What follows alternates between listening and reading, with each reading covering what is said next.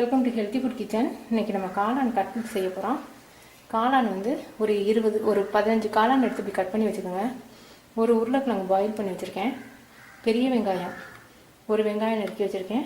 இது வந்து chilli powder 1 spoon, கறி மசால் பவுடர் 1.5 ஸ்பூன். கறி மசாலில் கொஞ்சம் உரப்பு இருக்கும், அதனால் சில்லி பவுடர் வந்து 1 ஸ்பூன் போதும். கறி மசாலா வந்து 1.5 ஸ்பூன்.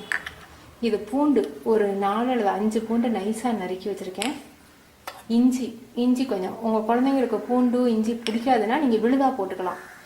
இது வந்து எங்களுக்கு பிடிக்கும். நறுக்கி போடுறது வந்து நரிச்சு நல்லாயிருக்கும் கடிச்சு சாப்பிடும்போது, கட்லெட் சாப்பிடும்போது. அதனால் வந்து நான் நறுக்கி வச்சுருக்கேன்.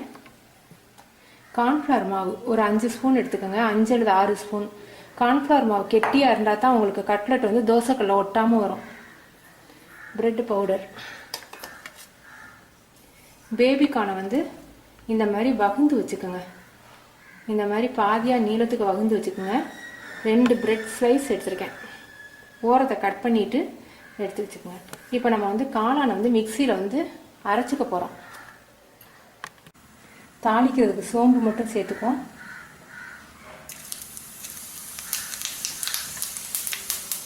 இஞ்சி, பூண்டு,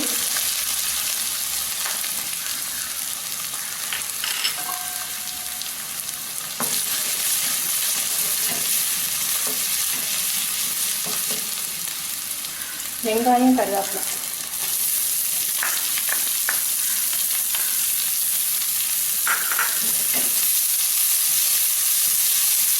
காளானில் ப்ரோட்டீன்ஸ் அதிகம் இருக்குது, குழந்தைங்களுக்கு ரொம்ப நல்லது.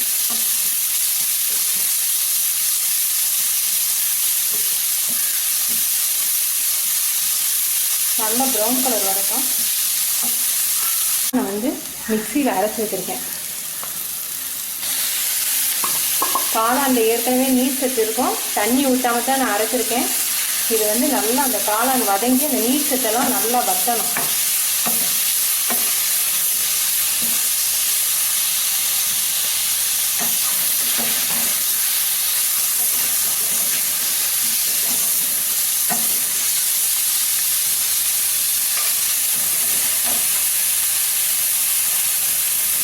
உருளைக்கிழங்குல நம்ம பாயில் பண்ணுறதுக்கு உப்பு போட்டிருக்கோம். இப்போ காளானுக்கு மட்டும் உப்பு சேர்த்துக்கோம்.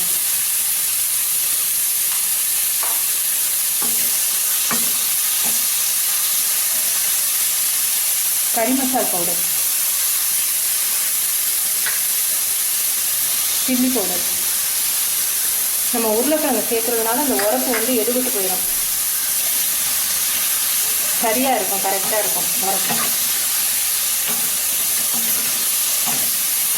இந்த தூள் வந்து பச்சை வாடை போகட்டும். நல்லா வதக்கி இந்த காளான் தண்ணி வந்து வற்றணும். மூடி வைக்காதீங்க, மூடி வச்சிங்கன்னா தண்ணி வற்றாது. அந்த மூடியிலேருந்து தண்ணி ஊற்றி நொசன்னு இருக்கும், நல்லா பேஸ்ட் மாதிரி வராது. நல்லா வற்றட்டும். இப்போ உருளைக்கிழங்கு சேர்த்துக்கலாம். இந்த பேஸ்ட்டில் வந்து நீங்கள் உப்பு உரப்பெல்லாம் கரெக்டாக இருக்கான்னு பார்த்துக்கோங்க. உரப்பு கூடுதலாக இருந்தால் தான் உருளைக்கிழங்கு போடும்போது கரெக்டாக இருக்கும். ஏன்னா உருளைக்கிழங்கு ஒரு பிரெட் ஸ்லைஸ் சேர்க்கலாம். கொஞ்சம் தண்ணியாக இருந்துச்சுன்னா நீங்கள் 2 சேர்த்துக்கலாம். பேஸ்ட்டு கெட்டியாக இருந்தால் தான் எண்ணெயை பிடிக்காது. தோசைக்கல்ல ரோஸ்ட் பண்ணும்போதும் உங்களுக்கு வந்து ஒட்டிக்காமல் நல்லா எடுக்க வரும். இதை நல்லா ஒன்று சேர்த்துக்கோங்க. பேஸ்ட்டு ரெடி ஆயிடுச்சு. கொஞ்சம் ஆறின பிறகு நம்ம செய்யலாம். பேஸ்ட் ரெடி ஆயிடுச்சு. இப்போ நம்ம ஒரு பிரெட்டு போட்டுக்குவோம். எப்படி இருக்குது மாவுன்னு பார்த்துட்டு அப்புறம் அடுத்தது சேர்த்துக்கலாம். அந்த ஓரத்தை வந்து கொஞ்சம் கனமாக இருக்கும். கனமாக இருக்கிறதுனால உங்களுக்கு பிசைய வராதுன்னு ஓரத்தை கட் பண்ணிட்டேன்.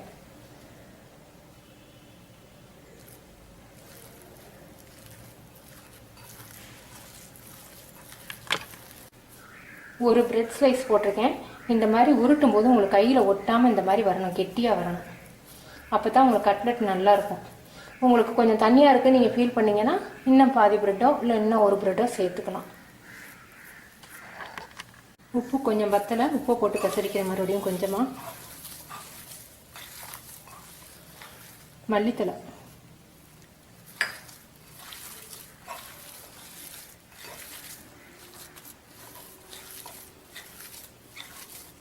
இப்போ நமக்கு கட்லெட்டுக்கு பேஸ்ட் ரெடி ஆயிடுச்சு.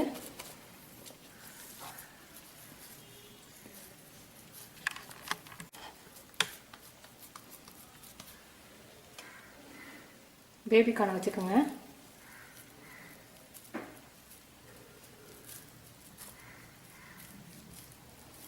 வித்தியாசமாக பண்ணி கொடுத்தா குழந்தைங்களுக்கு பிடிக்கும். பேபிக்கான உடம்புக்கு நல்லது. காளான் வந்து ப்ரோட்டீன்ஸ் கூட.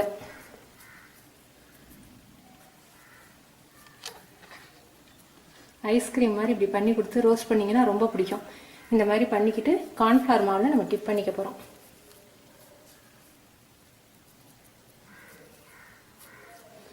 கார்ன்ஃப்ளவர் மாவில் நீங்கள் டிப் பண்ணும்போது அப்படியே உள்ளே போடாதீங்க. போட்டிங்கன்னா கார்ன்ஃப்ளவர் மாவுடைய தன்மையே வந்து அடியில் போய் உட்காந்துக்கின்றோம்.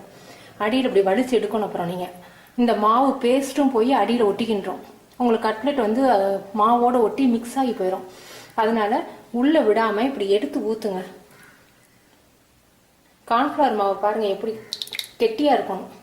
கெட்டியாக இருந்தால் தான் உங்களுக்கு வந்து வெளிப்பகுதி கனமாக வரும். தோசைக்கல்லில் போட்டு எடுக்கும்போது ஒட்டாமல் இருக்கும்.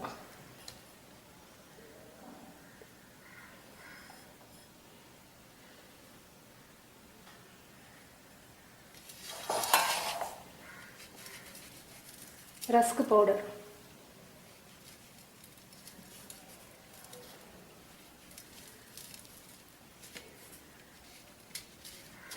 இந்த மாதிரி எல்லாத்தையும் ரெடி பண்ணி வச்சுக்கோங்க. இந்த மாதிரி ரெடி பண்ணி வச்சுருக்கோம். நீங்கள் வந்து கெஸ்ட்டு ஈவினிங் வர்றாங்கன்னா மார்னிங்கே கூட அதை செஞ்சு இந்த மாதிரி ப்ரெட்டில் போட்டு பரட்டி இந்த மாதிரி பேக் பண்ணி ஒரு பாக்ஸில் வச்சு ஐஸில் வச்சுட்டிங்கன்னா இன்னும் கொஞ்சம் இறுகிரும். நீங்கள் ஈவினிங் போடுறதுக்கு ரொம்ப நல்லாயிருக்கும். ஆயில் வந்து ரொம்ப ஊற்றலைன்னா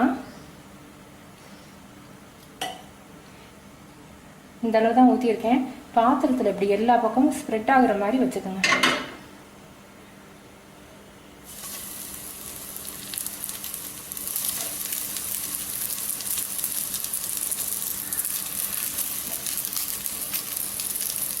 ரொம்ப ஹை ஃப்ளேமில் வச்சிங்கன்னா அந்த ரஸ்க் பவுடர் வந்து கருகி போயிடும்.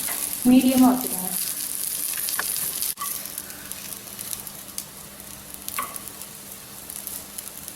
பிரெட் உடஞ்சி போயிடாமல் திருப்பி விடுங்க.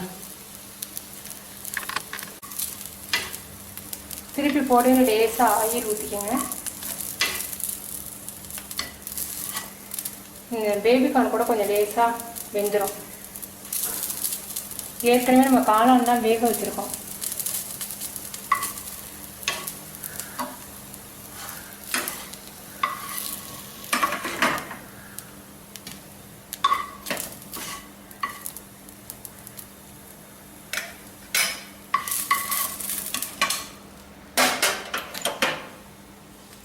கட்லெட் ரெடி ஆயிடுச்சு. நீங்கள் செஞ்சு பார்த்துட்டு உங்கள் கமெண்ட்ஸ் எனக்கு சொல்லுங்கள். தேங்க்யூ.